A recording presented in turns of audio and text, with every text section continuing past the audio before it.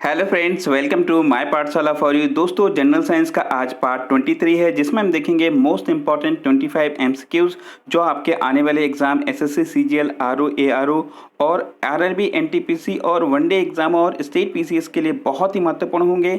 इसलिए दोस्तों, वीडियो को अंत तक जरूर देखिएगा। डेफिनेटली ये वीडियोस आपके आने वाले एग्जाम के लिए हेल्प करेगी। और दोस्तों, अगर वीडियो अच्छा लगे तो प्लीज़ लाइक और शेयर जरूर करिए और माय पाठशाला फॉर यू को सब्सक्राइब करना ना भूलिए। और दोस्तों, अगर पहली बार चैनल पे विजिट कर रहे हैं तो प्लीज़ बेल आइकन को जरूर प्रेस करें ताकि आने वाले वीडियोस के नोटिफिकेशन सबसे पहले आपके पास आ जाए।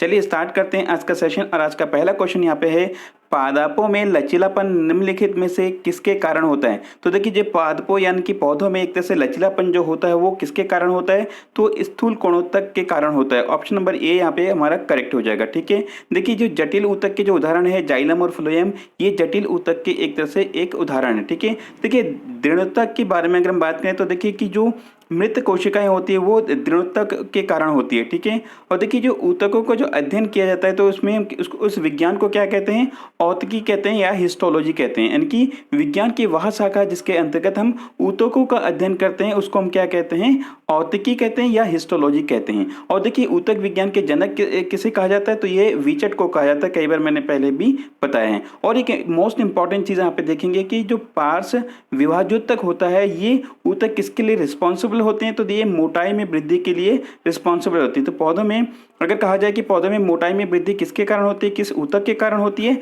तो पार्श्व विभाजोत्तक के कारण होती है। ठीक है, तो ये चीज आप अच्छे से याद रखेंगे। चलिए अगला क्वेश्चन देखते हैं, ग्रेविटी की प्रतिक्रिया में पौधों के भागों की गति को क्या कहा जाता है। यानी कि ग्रेविटी की प्रतिक्रिया में पौधे के जो भाग है वो एक तरह से गति करते हैं, उसको हम क्या कहते हैं, उसको हम कहते हैं जियोट्रॉपिज्म कहते हैं। ठीक है, यहाँ पे देखिए जो फोटो यानी कि प्रकाश के प्रतिक्रिया में जो पौधे के जो भागों की जो गति होती है इनकी इन रिस्पॉन्स टू फोटो यानी कि जो प्रकाश होती है उसके रिस्पॉन्स में जो पौधे के भागों की गति होती है उसको फोटोट्रॉपिज्म कहते हैं। और यहाँ पे देखिए ये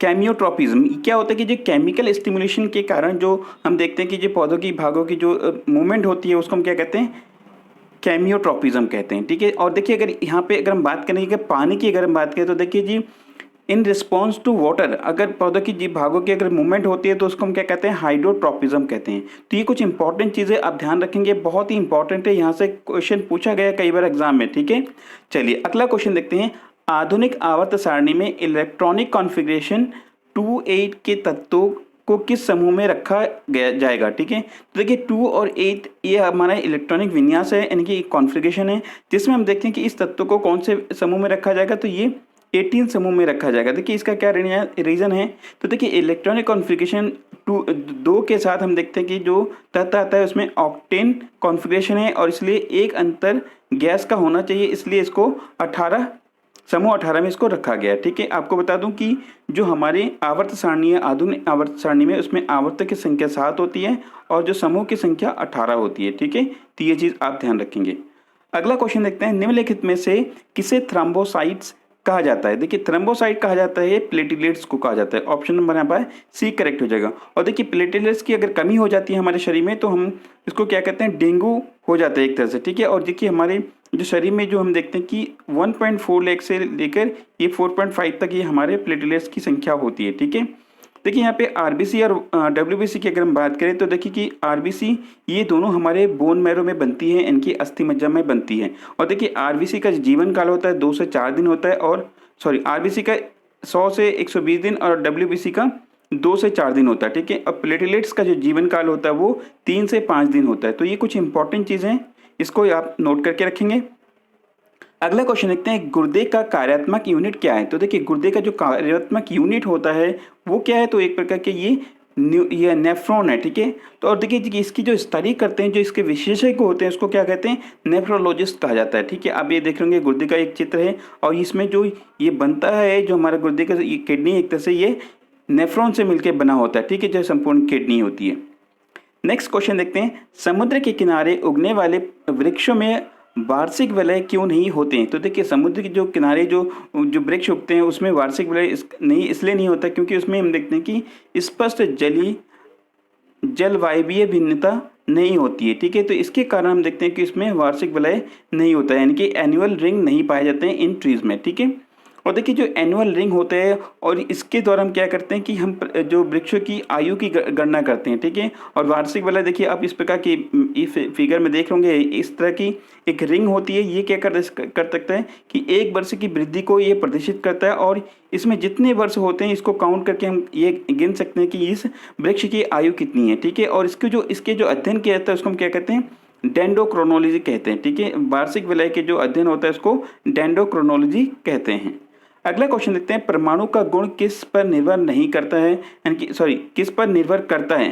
तो देखिए इनमें से किसी पर भी निर्भर नहीं करता है परमाणु का गुण। देखिए परमाणु का जो गुण होता है हम देखते हैं कि उसमें साधारणतः वो क्या होता है, पदार्थ की सबसे छोटी घटक होती है परमाणु, और ये रासायनिक तत्व के गुण होते हैं, यानी कि ये रासायनिक गुण तत्व के गुण पर निर्भर करती है, ठीक है। और देखिए हम हर परमाणु नाभिक से बना है और नाभिक एक या एक से अधिक इलेक्ट्रॉन से जो सीमित है उसमें एक या एक से अधिक इलेक्ट्रॉन से मिलकर बना होता है, ठीक है। अगला क्वेश्चन देखते हैं, शून्य समूह में रखे गए तत्व किस नाम से जाने जाते हैं। तो देखिए शून्य समूह में जो हमारे आवर्त सारणी में शून्य समूह में जो रखे जाते हैं उसको क्या कहा जाता है, निष्क्रिय गैस कहा जाता है, ठीक है। बहुत इंपॉर्टेंट है, कई बार एग्जाम यहाँ से क्वेश्चन पूछा गया है, ठीक है। और देखिए यहाँ पे हैलोजन समूह कौन सा होता है। तो देखिए हैलोजन समूह में 5 चीज़ें आती हैं, 5 तत्व आते हैं, और वो कौन से हैं। तो ये देखिए कि ये वर्ग 17 में आता है और इसमें 5 जो तत्व है जैसे कि फ्लोरीन हो गया, क्लोरीन होगा, ब्रोमीन और आयोडीन, और इसमें S3 हो गया, ठीक है। 1 2 3 4 5 ये 5 तत्व हमारे हैलोजन समूह में आते हैं, ठीक है। और आवर्त सारणी के वर्ग 17 में ये आते हैं, ठीक है। तो हैलोजन और निष्क्रिय गैस ये आप अच्छे से याद रखेंगे। चलिए अगला क्वेश्चन देखते हैं, वह कौन सा अंग है जो पूरे मानव शरीर में रक्त पंप करता है। तो देखिए मानव शरीर के पूरे शरीर की बात हो रही है, तो यहाँ पे पंप ये करता है हार्ट, हमारा जो हृदय है वो पूरे शरीर में एक तरह से पंप करता है रक्त को। और एक इंपॉर्टेंट चीज़ ध्यान रखेंगे, हृदय का जो वेट होता है वो लगभग 300 ग्राम होता है। और ये फिगर में देख रहे होंगे ये हमारे हृदय का एक चित्र है, यहाँ से कई बार एग्जाम में क्वेश्चन पूछा भी जाता है। अगला क्वेश्चन देखते हैं, विल्स रोग से कौन सा अंग प्रभावित होता है। तो देखिए विल्स अंग जो होता है कि देखिए अलग अलग जो रोग होते हैं उसके कारण हमारे अलग अलग जो अंग प्रभावित होते हैं। तो यहाँ पे विल्स रोग हमारी किडनी को प्रभावित करता है, ठीक है, बहुत ही इंपॉर्टेंट है। अगला क्वेश्चन देखते हैं, गन्ने के पौधे के अग्रभाग को यदि काट कर हटा दिया जाए, यानी कि देखिए अगर यहाँ से अगर ऊपर वाला भाग अगर हम काट के हटा देते हैं तो क्या होता है कि तो भी यह पौधा लंबाई में बढ़ता रहता है। यह किस कारण होता है। तो देखिए ये किस कारण होता है, तो अंतर्वेशी विभाजोत्तक के कारण होता है। ये अलग अलग जो ऊतकों का अलग अलग काम होता है, तो ये अंतर्वेशी विभाजोत्तक के कारण ये ऊपर वाला भाग बढ़ता रहता है अगर काट दिया जाता है, ठीक है। और देखिए यहाँ पे एक चीज़ आप ध्यान रखेंगे कि जो हमारे विभाजोत्तक ऊतक की जो कोशिका होती है समान व्यास वाली होती है, जिसके कारण हम देखते हैं कि इनका आकार आयताकार रूप या हम देखते हैं कि बहुभुजी होता है, ठीक है। अगला क्वेश्चन यहाँ पे देखते हैं कि अल्फा किरणों के कितने चार्ज होते हैं। अल्फा किरणों में कितने चार्ज होते हैं। तो देखिए इसमें 2 यूनिट पॉजिटिव चार्ज होता है अल्फा किरणों में, ठीक है। 2 यूनिट पॉजिटिव चार्ज होता है अल्फा किरणों। और अल्फा किरणों के बारे में एक चीज़ और ध्यान रखेंगे कि जो अल्फा किरणों की जो भेदन क्षमता होती है बहुत ही कम होती है। और देखिए ये किरणें चुंबकीय क्षेत्र और चुंबकीय विद्युत क्षेत्र द्वारा विक्षेपित हो जाती है, ठीक है। और इसकी भेदन क्षमता बहुत कम होती है। नेक्स्ट क्वेश्चन देखते हैं, संक्रमण तत्व की विशेषता क्या है। तो देखिए जो संक्रमण तत्व होते हैं वो एक तरह से अपूर्ण डी ऑर्बिटल होते हैं, ठीक है। ये संक्रमण तत्व की एक विशेषता है, डी जो अपूर्ण डी ऑर्बिटल होते हैं। और देखिए एसपीडीएफ दिख रहा होगा, ये क्या है। तो देखिए कि ये एसपीडीएफ एक खंड के ये है आईयूपीसी जो एक पद्धति है जिसके अंतर्गत इसको जो है जो तत्वों को अलग अलग उसमें रखा गया है, ठीक है, अलग अलग खंड में रखा गया, और वो है एसपीडीएफ, ठीक है। चलिए अगला क्वेश्चन देखते हैं, हाइड्रोजन जलने की प्रक्रिया सीधे तौर पर किससे जुड़ी हुई है। तो देखिए हाइड्रोजन की जो जलने की प्रक्रिया सीधे तौर पर ये एक तरह से ऑक्सीकरण की ऑक्सीडेशन से जुड़ी हुई है, सीधी प्रक्रिया, ठीक है, ऑक्सीडेशन।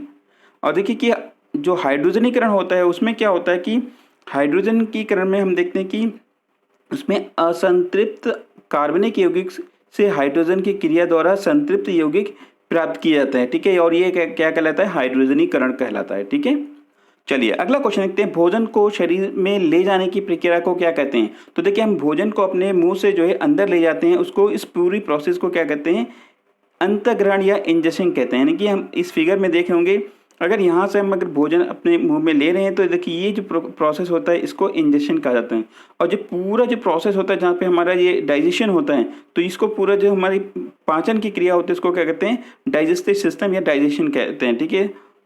और जैसे ये देखिए कि एक्जेशन, यहाँ से जैसे कि मल के रूप में निकलना उसको कहते हैं एक्जेशन कहलाता है, ठीक है।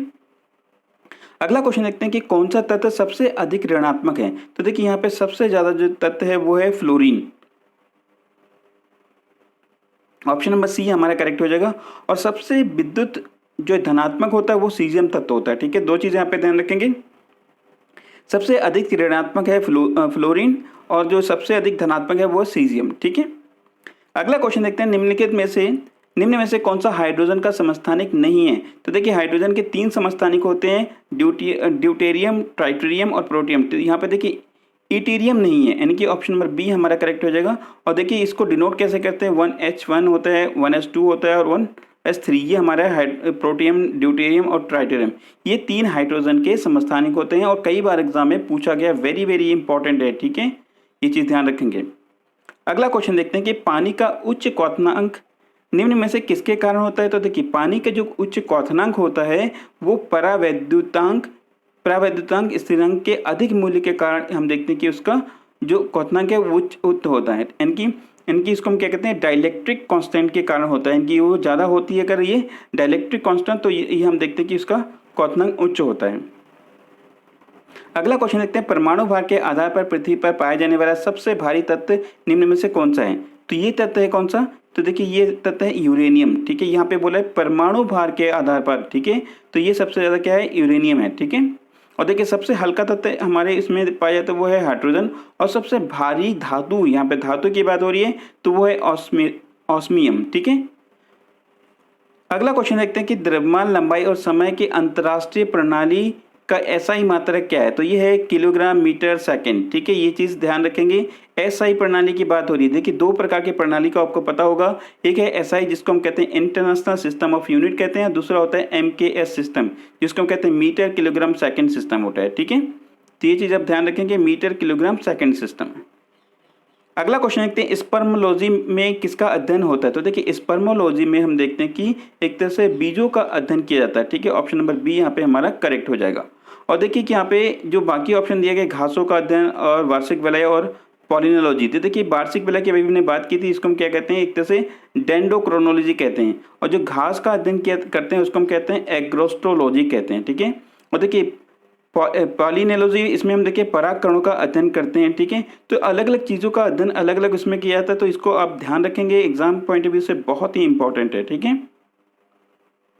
अगला क्वेश्चन यहाँ पे है कपास की रेशे किससे प्राप्त होता है। तो देखिए जो कपास की रेशे होती है वो बीजों से प्राप्त होती है, ठीक है। और ये चीज़ ध्यान रखेंगे, बीजों से प्राप्त होती है कपास की रेशे, आप इस फिगर में देख रहे होंगे। और देखिए एक इंपॉर्टेंट चीज़ देखा जाता है कि ये पूछा जाता है कई बार कि जो सबसे ज़्यादा सेलुलोज किस में पाया जाता है। तो देखिए कपास की जो फाइबर होती है उसमें सबसे ज़्यादा सेलुलोज होता है वो 90% होता है, ठीक है।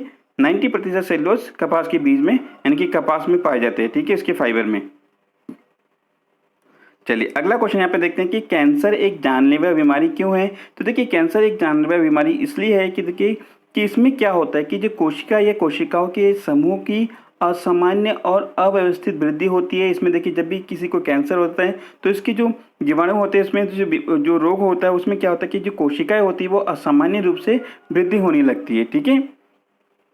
और देखिए इसमें हम देखते हैं कि जो कैंसर की जो कोशिका रक्त होती है, जो लसिका जो प्रणाली के माध्यम से शरीर के अन्य भागों में भी ये फैलती है, ठीक है, जो कैंसर, ठीक है। और देखिए कि जो हमने बताया कि अभी एक तरह से जो कोशिकाओं के बिना किसी नियंत्रण के वो विभाजित होती है और वो एक तरह से अन्य ऊतकों पर वो आक्रमण करते हैं, ठीक है। अगला क्वेश्चन देखते हैं कि एल्कीन का सामान्य सूत्र यानी कि फॉर्मूला क्या है। तो देखिए एल्कीन का जो सामान्य जो सूत्र है, फॉर्मूला है, रासायनिक फॉर्मूला वो है CnH2n है। और देखिए ये क्या है, एल्कीन है, ठीक है। और देखिए यहाँ पे क्या है, ये जो B और C है देखिए ये क्या है, एल्केन है और एल्काइन है। तो देखिए इनका जो फॉर्मूला है ये है एल्काइन है और ये है ये एल्केन है और ये एल्काइन है। इसको क्या कहते हैं, संतृप्त हाइड्रोजन, और इसको क्या कहते हैं, असंतृप्त हाइड्रोजन, ठीक है। ये संतृप्त हो गया, ये असंतृप्त हो गया। नेक्स्ट क्वेश्चन यहाँ पे देखते हैं कि निम्न में से कौन सा हार्मोन एक एस्ट्रॉइड है, तो देखिए यहाँ पे कौन सा हार्मोन एस्ट्रॉइड है, तो देखिए ये है एस्ट्रोजन, ठीक है, ऑप्शन नंबर ए हमारा करेक्ट हो जाएगा। और देखिए ये जो एस्ट्रोजन है 3 प्रकार के जो अंतःस्रावी हार्मोन द्वारा निर्मित होती है, वो कौन सा है, एक टेस्टिस हो गया, ओवरी हो गया और एक एड्रेनल। और एस्ट्रिड हार्मोन कोलेस्ट्रॉल से प्राप्त होते हैं, ठीक है। तो ये कुछ इंपॉर्टेंट चीज़ है एस्ट्रोजन के बारे में, ये ध्यान रखेंगे। अब आपके लिए आज का क्वेश्चन है अल्फा किरणों में हम देखते हैं कितने चार्ज होता है। तो इस क्वेश्चन का आंसर आपको कमेंट बॉक्स में बताइए। और दोस्तों ये वीडियो कैसा लगा प्लीज़ कमेंट बॉक्स में जरूर बताइए। और दोस्तों वीडियो को जैसा शेयर करिए और अपने लाइक करिए और अपने स्टडी रिलेटेड ग्रुप में जरूर शेयर करिए। Thank you for watching this video. Have a wonderful day ahead.